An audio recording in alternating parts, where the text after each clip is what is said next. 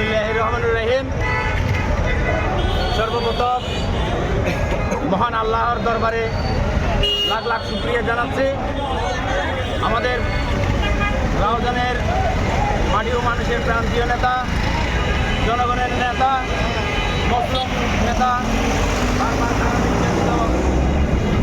যাদের আওয়ামী লীগের দোসরের, আওয়ামী লীগের রোশানলের শিকার হয়ে যার ভাই হারিয়েছেন জননেতা সারাদিন কাদের চৌধুরীকে, এবং আমি সর্বপ্রথম ধন্যবাদ জ্ঞাপন করতে চাই বিএনপির ভারপ্রাপ্ত চেয়ারম্যান, আগামী রাষ্ট্রনায়ক জনাব তারেক রহমানকে।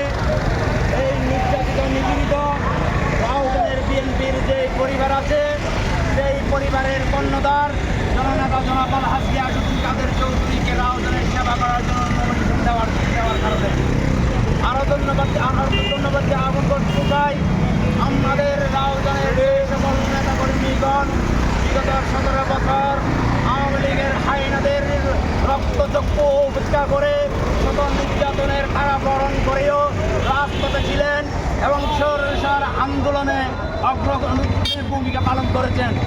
আমরা বাংলাদেশ জাতীয়তাবাদী রাউজান উপজেলা রাউজান পৌরসভার শাখার এবং কলেজ শাখার ছাত্রদলের সকল নেতা কর্মীদেরকে অনুরোধ জানাবো, জননেতা জনাব আলহাজ গিয়াসউদ্দিন কাদের চৌধুরী থেকে রাউজানে নমিনেশন পেয়েছেন।